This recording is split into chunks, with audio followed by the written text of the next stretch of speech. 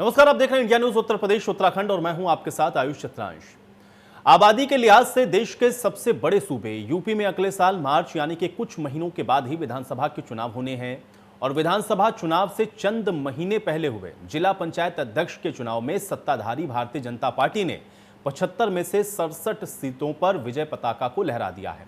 अब जिला पंचायत अध्यक्ष चुनाव में मिली इस बंपर जीत ने सत्ताधारी खेमे में उत्साह पैदा कर दिया है, लेकिन विपक्षी पार्टियां प्रशासन पर सत्ता के पक्ष में काम करने का आरोप लगा रही हैं।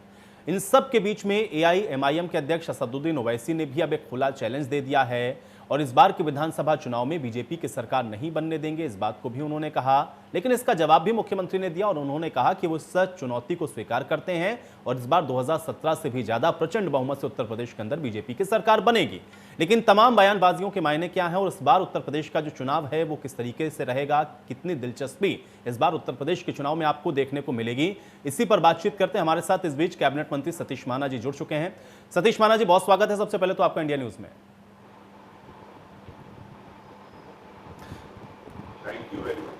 सतीश जी, सबसे पहले मैं इस चर्चा की शुरुआत इसी बात से करना चाहूंगा क्योंकि अभी जो नतीजे आए जिला पंचायत अध्यक्षों के, उसमें भारतीय जनता पार्टी को निश्चित तौर पर बहुत बंपर जीत मिली है। बुंदेलखंड में तो हम लोगों ने देखा कि आप लोगों ने पूरा एक तरीके से क्लीन स्वीप कर दिया, लेकिन इसको लेकर के एक तो इस जीत के बारे में बताएं, इसको आप लोग कैसे देखते हैं, इसके मायने क्या है, और दूसरा विपक्षी पार्टियां और खासतौर से समाजवादी पार्टी जिस सवाल इसको लेकर के उठा रही है, मैं चाहूंगा कि उस पर भी थोड़ा जवाब दें। सतीश जी।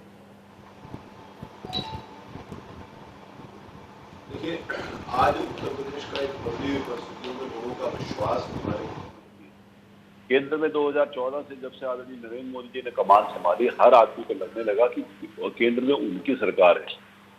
हर व्यक्ति डायरेक्ट उसको लगा कि हमारी चिंता की जा रही है, हमारे को लाभ मिल रहा है। देश की आजादी के बाद से जो डिस्कनेक्ट था सरकार में और आम जनता के बीच में, वो कनेक्शन बनाने का काम जनता के हित में आदरणीय प्रधानमंत्री जी ने पूरे देश में किया। उसके कारण आज हर व्यक्ति ये चाहता है कि इस देश का नेतृत्व आदरणीय मोदी जी करें और प्रदेश में भारतीय जनता पार्टी की सरकार में योगी आदित्यनाथ जी करें। उसका कारण है कि हम इतनी बड़ी बहुमत के साथ जीते हैं। जो परिणाम आए हैं निश्चित रूप से ये भारतीय जनता पार्टी के पक्ष में है और निष्पक्ष रूप से चुनाव हुए। आजकल के मीडिया के इतने एक्टिव होने के साथ साथ जिस प्रकार से सोशल मीडिया एक्टिव है, किसी भी प्रकार की कोई भी गड़बड़ी नहीं कर सकता। हाँ, जिनके लोग अपने आप से नहीं समझते, जिनके लोगों को पता है कि जमीनी हकीकत क्या है, जो लोग जैसे आदरणीय अखिलेश जी के बारे में आपने बताया, वहां पर ऊपर बैठकर वो घर से निकलेंगे नहीं और पीट करके जनता तक, अपने कार्यकर्ताओं तक मैसेज पहुंचेंगे, तो उनका कार्यकर्ता और उनका वोटर जो पहले था वो निराश था, उसको उनसे किसी भी प्रकार की कोई उम्मीद नहीं थी।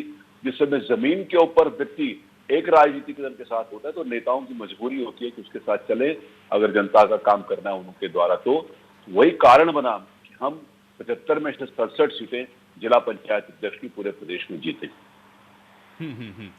सतीश जी, लेकिन अखिलेश यादव के द्वारा ये कहा जाना कि एक तो जो इस्तेमाल है आप लोगों ने किया इसमें सत्ता का, धनबल का, इसके मायने फिर मैं क्या समझूं, और दूसरा वो ये भी कह रहे हैं कि आप भले ही आप अपने जिला पंचायत अध्यक्षों को आप जिता लें अपने सत्ता के दम पर या धनबल के दम पर, लेकिन एक तो हमारे सदस्य ज्यादा जीतते हैं और जनता इस समय सब देख रही है, समाजवादी पार्टी अपनी जीत को लेकर के पूरी तरह से आश्वस्त हैं। मैं इसके मायने में समझना चाहूंगा, थोड़ा सा मैं चाहूंगा कि इस पर भी आप रिएक्ट करें। देखिए, लगभग 3000 सीटें पूरे प्रदेश में जिला पंचायत सदस्यों की थी, उसमें 600-700 तो ये जीते थे। कौन कह रहा है कि इनके पास बहुमत है? इनके पास किसी भी प्रकार का कोई बहुमत नहीं था। भारतीय जनता पार्टी के साथ जो निर्दलीय सभासद जीत कर आए थे वो सारे के सारे लोग, हमारे जिला पंचायत सदस्य जो जीत कर आए थे उन्होंने हमारे पक्ष में वोट किया, और इनकी और अन्य राजनीतिक दलों की जो इनकी साठगांठ नहीं बन पाती थी, उनके पास कोई विकल्प नहीं था, उनके द्वारा भी भारतीय जनता पार्टी के पक्ष में वोट किया गया। पूरी तरीके से निष्पक्ष चुनाव हुए हैं। ये अपना जनाधार खो चुके हैं, इसीलिए इनको कुछ न कुछ कहना है। कहा किस बात का बहुमत था, कैसे प्रमाणित करते हैं कि इनके पास बहुमत था? इनके पास किसी भी प्रकार का कोई बहुमत नहीं था, न तो जनता के सामने था, न मीडिया के सामने था, किसी के सामने इनके पास बहुमत नहीं था। ये हताश और निराश लोग हैं जो जनता के बीच में जाना भूल गए हैं, जिनको जनता की समस्याओं से कोई सरोकार नहीं है। तो जो लोग भी जीत कर आए, उनको लगा कि अगर उनके क्षेत्र की जनता ने उनको चुना है तो उस चुनने के कारण उनकी जो जवाबदेही है जनता के विकास के प्रति, अगर वो पूरी हो सकती है तो केवल भारतीय जनता पार्टी के अध्यक्ष चुनने से ही पूरी हो सकती है। क्योंकि भारतीय जनता पार्टी के जो अध्यक्ष चुने जाएंगे वो जनहित के अंतर्गत काम करेंगे और लूट घसोट का जो एक सिलसिला पिछली सरकारों के अंतर्गत चला जाएगा पूर्ण रूप से समाप्त होगा। तो चुने हुए जनप्रतिनिधि की यह जिम्मेवारी है कि अपनी जनता के प्रति ईमानदारी से उसका काम करे।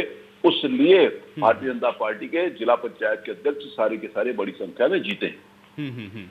सतीश जी, अब मैं आता हूं इस समय जो दूसरा मुद्दा हम लोग देख रहे हैं जिस पर बहुत चर्चा हो रही है, असदुद्दीन ओवैसी एक जगह पर मंच पर भाषण देते हुए इस बात को कई बार दोहराते हैं कि इस बार उत्तर प्रदेश के अंदर चुनावों में भारतीय जनता पार्टी की सरकार वो नहीं बनने देंगे। कई बार उन्होंने इस बात का जिक्र किया।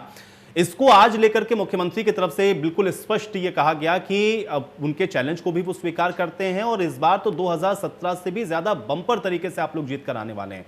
असदुद्दीन ओवैसी जिस बात को कह रहे हैं उसके मायने में क्या समझो, और आज मुख्यमंत्री ने जो उसको जवाब दिया ये कैसे होगा, और 17 से भी बड़ी जीत का दावा आप लोग कैसे कर रहे हैं? नहीं, ये बात हमारे मुख्यमंत्री जी ने जो बात कही है 100% सही कही है। देखिए 2017 से ज्यादा इसी प्रकार से यही मीडिया के अंतर्गत यही तो ओवैसी थे जिस समय 2014 में आदरणीय नरेंद्र मोदी जी की सरकार बनी थी और हम बहुमत के साथ लगभग 275-80 सीटें हमारे को केंद्र में मिली थी। ये कहते थे हम उससे ज्यादा सीटें नहीं लेने देंगे, अब केंद्र से इनको हटा देंगे। वो केंद्र से उनको क्या हटाएंगे, हमारे को 300 से ज्यादा सीटें अब की बार केवल भारतीय जनता पार्टी के पक्ष में मिली। तो ये अपना काम करेंगे। ओवैसी जो भी है, उनका नाम XYZ जो भी है, वो वहां पर अगर अपने हैदराबाद में किसी भी प्रकार का कोई खराब भाषण देने के लिए हो सकता है उसके कारण बच जाए, क्योंकि वहां की सरकारें या वहां के लोग उनको संरक्षण देते हो, लेकिन उत्तर प्रदेश में उनकी किसी भी प्रकार की कोई दाल गलने वाली नहीं है। वो जिन लोगों के साथ यहाँ पर किसके साथ कहाँ गठबंधन करेंगे क्या नहीं करेंगे, ओवैसी जो भी ओवैसी दिन का जो भी नाम हो, उनको उनकी कोई हैसियत नहीं है कि उत्तर प्रदेश में आकर अपनी एक भी सीट जिता लें। ये उत्तर प्रदेश है, उत्तर प्रदेश की जनता है, और उत्तर प्रदेश की जनता इस बात को जानती है कि जो लोग देश के हित में काम करते हैं, जो जनमानस के हित में काम करते हैं, केवल उन्हीं को वोट देते हैं। ये जहां पर रहते हैं वहां पर तो जीत नहीं पाए, और वहां यहाँ पर उत्तर प्रदेश में जिताने की बात करते हैं। इनकी ना तो कोई हैसियत है, ना इनमें क्षमता है कि उत्तर प्रदेश में हमारे मुख्यमंत्री आदरणीय योगी आदित्यनाथ जी को या भारतीय जनता पार्टी को चैलेंज कर सकें। ना हमारी पार्टी के सामने ये कहीं खड़े हो पाते हैं, ना हमारे मुख्यमंत्री के सामने कहीं खड़े हो पाते हैं। हाँ, जो बात मुख्यमंत्री जी ने कही है कि हम पिछली बार से ज्यादा सीटें जीतेंगे, निश्चित रूप से पिछली बार से हम ज्यादा सीटें जीतेंगे अब की बार, और पिछली बार से ज्यादा बहुमत के कारण हम 2022 में अपनी सरकार बनाएंगे। लेकिन इन सब के बीच में हम लोग ये भी देख रहे हैं सतीश जी कि एक तो भागीदारी संकल्प मोर्चा बना लिया गया है, उसमें और पार्टियों को जोड़ने की कोशिश भी हो रही है। समाजवादी पार्टी के साथ हम लोग देख रहे हैं कि आम आदमी पार्टी की भी मुलाकात और कुछ और पार्टियों के साथ भी बातचीत चल रही है कि हो सकता है कि वो गठबंधन करके आए। क्या ये जो समय हम लोग देख पा रहे हैं, हालांकि चुनाव आते आते गठबंधन होते हैं तमाम पार्टियों के, आपके भी कई पार्टियों के साथ में हैं, लेकिन क्या ये चुनौती पेश करेंगे आप लोगों के लिए? क्योंकि उधर से ये बड़ा दावा किया जा रहा है क्योंकि अब आप लोग सरकार चला चुके हैं, आपके पास बताने के लिए नहीं है, जनता आपसे निराश है और इसलिए ये चुनौती आपके लिए बहुत बड़ी होने वाली है। बार बार विपक्षी पार्टियां इस बात को कह रही हैं। मैं चाह रहा हूं कि इसका भी जवाब दें। देखिए, जितने मर्जी जीरो जोड़ते हुए चले जाएं, अगर आप आम आदमी पार्टी उत्तर प्रदेश में जीरो है, ठीक है, या अन्य राजनीतिक दल जिनके साथ ये काम करना चाहते हैं, वो अजीत सिंह जी की पार्टी जो है वो उत्तर प्रदेश में जीरो है, या फिर अन्य राजनीतिक दल जिनके साथ अपने चाचा के साथ भी गठबंधन करना चाहते हैं वो उत्तर प्रदेश में जीरो है। जितने मर्जी जीरो को जोड़ लीजिए, अंततः उसका परिणाम जीरो ही होता है। एक जीरो प्लस दूसरा जीरो प्लस तीसरा जीरो प्लस चौथा जीरो, जितने मर्जी ये जीरो जोड़ते हुए चले जाएं, उसका अंततः परिणाम जीरो ही होगा। जिसके साथ ये बहुत बड़े बड़े गठबंधन कर लिए इन्होंने। 2017 के चुनाव में इन्होंने कांग्रेस के साथ गठबंधन किया था, समाजवादी पार्टी ने, जो कांग्रेस अपने आप को राष्ट्रीय दल कहते हैं। इन्होंने नारा दिया था कि 2 नौजवान पसंद हैं, तो 2 नौजवानों को इस उत्तर प्रदेश की जनता ने नकार दिया। फिर इन्होंने बुआ भतीजे के साथ 2019 के चुनाव अंतर्गत इन्होंने उनके साथ गठबंधन किया, वो भी पूरी की पूरी तरीके से साफ हो गया। तो ना ये 2017 के गठबंधन में जो बड़ी बड़ी राजनीतिक दलों के साथ किया था, ना ये उसमें सफल हुए, ना 2019 के गठबंधन में सफल हुए। ये जिसके साथ मर्जी गठबंधन कर ले, क्योंकि ये शून्य है और वो भी शून्य है। और मैं गणित का छात्र हूं, अगर 1 को 100 से गुणा करो तो 100 होता है, 2 को 100 से गुणा करो तो 200 होता है, 5 से गुणा करेंगे तो 500 हो गए। जीरो से जिसको मर्जी गुणा करोगे तो वो जीरो ही आएगा। लेकिन सतीश जी, राजनीति का गणित क्या इतना ही सिंपल होता है? जी, क्या कहा आपने? सॉरी, मैं कह रहा हूं कि राजनीति का गणित भी उतना ही सिंपल होता है जो गणित आपने पढ़ा या जिस हिसाब से आप बता रहे हैं। निश्चित रूप से मैं इस बात को मानता हूं कि राजनीति का गणित के साथ केमिस्ट्री भी चलती है। अगर उस केमिस्ट्री में, मेरे को याद है हमारे आदरणीय नेता आदरणीय अमित शाह जी ने इस बात को जो बोला था, जिस समय समाजवादी पार्टी और बहुजन समाज पार्टी की आपस में गठबंधन हुआ था, तो इसी गणित के आधार के ऊपर ये गठबंधन करना चाहते थे कि ये हमारे इतना वोट प्लस इतना वोट। तो हम लोगों के मन के अंतर्गत किसी भी प्रकार की शंका होती थी, उस शंका का समाधान जिस मजबूती के साथ हमारे नेता आदरणीय अमित शाह जी ने किया था, उन्होंने कहा था ये गणित नहीं है, ये केमिस्ट्री है, और केमिस्ट्री में जिस समय दो चीजें मिलती है तो तीसरी चीज निकल कर आती है। उसी केमिस्ट्री में से हम ये जितना मर्जी मिल जाए, तीसरी चीज जनता के द्वारा जो निकल कर आनी है निचले स्तर के ऊपर, ये साफ है कि अगर आम किसान की चिंता करनी है तो भारतीय जनता पार्टी की सरकार ने करी है, आम नौजवान की चिंता करी है तो, महिलाओं की चिंता करिए तो, विकास के बाद ये समाजवादी पार्टी खुद कहती है 1,20,000 किलोमीटर ये गड्ढे छोड़ कर गए थे, हमने उसको सबको ठीक करने का काम किया। जन कल्याणकारी योजनाएं आम आदमी तक पहुंच सके, केवल ये भारतीय जनता पार्टी ने काम किया, वो हमारा आधार होगा जीतने का। लेकिन सतीश जी, एक चीज थोड़ा और मैं आपसे इसको बढ़ाते हुए समझना चाहूंगा। हालांकि सभी पार्टियां अपनी अपनी जीत की बात करती हैं, आप तो सत्ता के अंदर हैं, आप बता रहे हैं कि आपने क्या किया है, लेकिन दो बातें बड़ी मोटे तौर पर एक तो दिख रही हैं। एक तरफ तो हम लोग ये देख रहे हैं कि जिस तरीके से आपके जो साथी रहे जो छोड़कर आपको अलग हो गए, इसमें ओम प्रकाश राजभर हैं, कुछ और लोग भी, एक तो वो भागीदारी संकल्प मोर्चा बनाते हैं, और दूसरा ये है कि कुछ और तरह की चुनौतियां भी हैं, खासतौर से पश्चिमी उत्तर प्रदेश का जब हम लोग जिक्र करते हैं तो यहाँ पर किसान आंदोलन को भी हम लोग देखते हैं। क्या ये दोनों परिस्थितियां आपको लग रहा है कि एक चुनौती के तौर पर तो कम से कम है भारतीय जनता पार्टी के सामने, या अगर चैलेंजेस ये आपके लिए नहीं भी हैं तो इसके लिए आप लोग तैयार कितना है, ये भी मैं आपसे समझना चाहूंगा सतीश जी। किसी भी प्रकार का हमारे पास कोई चैलेंज नहीं है। देखिए, देश भर का किसान हमारे कृषि कानूनों के साथ सहमत है। क्या अगर किसानों को परेशानी होती तो केवल पश्चिम जिले के 3-4 जिलों में जहां पर लोकदल अपना प्रभुत्व समझता है, केवल वहीं पर उनकी परेशानी होती? क्या पूरे उत्तर प्रदेश में बाकी किसी जिले में भी किसानों के द्वारा किसी भी प्रकार का कोई आंदोलन किया गया? उनको समझ में आया कि नहीं, ये किसान का आंदोलन ये गलत लोग कर रहे हैं और गलत तरीके से कर रहे हैं। किसानों के द्वारा लाया गया बिल केंद्र सरकार के द्वारा किसानों के हित में है। ये क्या पूरे प्रदेश में सिर्फ चार जिलों के लोगों को ही समझ में आई, 4 जिलों के किसानों को ही समझ में आई? मैं इस बात को फिर कहना चाहता हूँ, ये किसान वहां पर आंदोलन में नहीं है, एक राजनीतिक दल के कार्यकर्ता जो पूरी तरीके से अपना अस्तित्व खो चुके हैं, केवल उनके कार्यकर्ताओं का आंदोलन है। अगर किसानों के अहित की बात होती तो क्या सेंट्रल यूपी के किसान, बुंदेलखंड के किसान, पूर्वांचल के किसान, रोहेलखंड के किसान, इनको नहीं मालूम था क्या? या ये कम पढ़े लिखे हैं क्या उन लोगों से, इनको उनके बारे में जानकारी नहीं है? हमारा किसान पूरे उत्तर प्रदेश का सब पढ़ा लिखा है और उसको मालूम है कि सत्य क्या और गलत क्या है। ये केवल राजनीतिक आंदोलन एक राजनीतिक दल के साथ जुड़ा हुआ है, जिनका वो मंच के ऊपर आकर बात करते हैं। अगर राजनीति के साथ जुड़ा हुआ नहीं होता तो वो आज जयंत चौधरी जी केवल उसी के 12 वहीं पर उपस्थित रहते ना, किसानों का आंदोलन होता तो बाकी राजनीतिक दल भी इनके साथ होते। इनके पास कोई भी नहीं है। पहली बात तो ये मैं आपको बता देना चाहता हूँ। दूसरी बात ये, अगर वो राजभर जी की आप बात कर रहे हैं, जिनके साथ ओवैसी जी आकर मिलकर चुनाव लड़ना चाहते हैं, राजभर जी को जो 4 सीटें मिली थी वो भारतीय जनता पार्टी के साथ मिली थी। वहां पर हमारे बहुत सारे नेता, सुहेल देव जी की बात करते हैं, सुहेल देव जी को जितना सम्मान, जितना आदर जो उनको देना ही चाहिए था, क्योंकि उन्होंने आजादी के समय में जिस प्रकार से योगदान दिया था, उनको सम्मान होना ही चाहिए था। अगर वो कहीं किया, किसी ने दिया तो भारतीय जनता पार्टी की सरकार ने दिया है। और ऐसे महापुरुषों को राजनीतिक दल के छोटे दायरों के अंतर्गत नहीं बांटा जा सकता। उनका सम्मान अगर किसी ने किया तो भारतीय जनता पार्टी ने किया।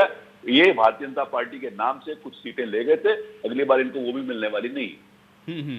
सतीश जी, क्या कोरोना की वजह से भी आप देख पा रहे हैं कि कुछ चुनौतियां सरकार के सामने आई? निश्चित तौर पर हम लोगों ने भी देखा कि उस समय की स्थितियां और परिस्थितियां क्या थीं, और इसको लेकर के अब विपक्ष के भी आरोप और हमले हम लोगों ने लगातार देखे, और आज भी उसको लेकर के जब भी हम लोग चर्चाओं में बैठते हैं बहुत आरोप प्रत्यारोप होते हैं। क्या कोरोना और इसको लेकर के जो स्थितियां उत्पन्न हुई वो एक चैलेंज के तौर पर, या विपक्ष उसको उस तरीके से पोर्ट्रे करने की अगर कोशिश कर रहा है, तो फिर इसको लेकर के आप लोगों की तैयारी क्या है? देखिए, मैंने एक बात कही थी, मैं 2017 के चुनाव को याद दिलाना चाहता हूं कि जिस समय उस 2017 के चुनाव के पहले नोटबंदी हुई थी, तो ये सारे के सारे विपक्ष के लोग इन्होंने कहा था कि हमारा इशू नोटबंदी होगा। उस समय मेरे को एक पत्रकार मित्र ने पूछा था, आप ही जैसे महत्वपूर्ण चैनल के ऊपर मैं बैठा हुआ था, उन्होंने कहा आपका क्या इशू होगा? मैंने कहा हमारा भी इशू करो वो नोटबंदी होगा। उन्होंने कहा क्यों? मैंने कहा नोटबंदी से होने वाले फायदे हम जनता को बताएंगे और नोटबंदी को ये गुमराह कर रहे हैं वो बताएंगे। दुर्भाग्य से जो कोरोना की जो वेव चली, जिसने पूरी दुनिया को अपने शिकंजे में जकड़ने का प्रयास किया, हर व्यक्ति पूरी दुनिया का, हम जिस राजनीतिक दल से आते हैं, हम वसुदैव कुटुंबकम की बात करते हैं, हम प्राणी मात्र में सद्भावना की बात करते हैं। इंसान कोई भी हो, चाहे किसी भी देश में रहने वाला हो, चाहे किसी भी प्रदेश में रहने वाला, हर इंसान की जान की कीमत बराबर है और सम्मान। लोग आज इस बात की जब चर्चा करते हैं कि 2% फैटेलिटी रेट है या 3%, तो मैं इस बात को बड़ी विनम्रता के साथ कहना चाहता हूँ इसको प्रतिशत के हिसाब से नहीं आंकना चाहिए। जिस परिवार का एक सदस्य चलेगा उसके 100% जाता है, उसकी पीड़ा, उसके दुख को समझने की आवश्यकता होती है। लेकिन अगर मैनेजमेंट की बात करते हैं तो अगर पूरे दुनिया के अंतर्गत हम उन देशों को देखें जो जहां पर साधन संपन्न थे, जहां पर मेडिकल साइंस थी, जहां पर हॉस्पिटल्स थे, जहां पर लोगों के पास सुख सुविधाएं थी, जब वो भी नहीं संभाल पाए। और अगर हम अपने देश में, मुझे मैं फिर कहना चाहता हूँ, कोई कंपैरिजन नहीं कर सकते। अगर हम अपने देश में देखें तो जो लोग विरोध कर रहे हैं, मैं हिंदुस्तान का रहने वाला हर व्यक्ति, चाहे किसी भी प्रदेश का रहने वाला, वो सम्मानित है। हमारे देश के नेता आदरणीय नरेंद्र मोदी जी कहते हैं हम सबका साथ और सबका विकास करते हैं, सबके कल्याण की बात करते हैं। और जिस समय देश के हर व्यक्ति के कल्याण की बात है तो उसमें देश के हर कोने में रहने वाला व्यक्ति सम्मानित है, आदरणीय है। देश के कोने में किसी भी व्यक्ति को अगर कोई कठिनाई होती है तो वो हमारी पीड़ा है। लेकिन अगर मैनेजमेंट के आधार के ऊपर देखा जाए तो जो लोग शोर मचा रहे हैं, इनकी जहां पर सरकारें हैं, जरा उनका हाल देख लें। जहां पर इनकी सरकारें हैं वो अभी तक नहीं संभाल पाए।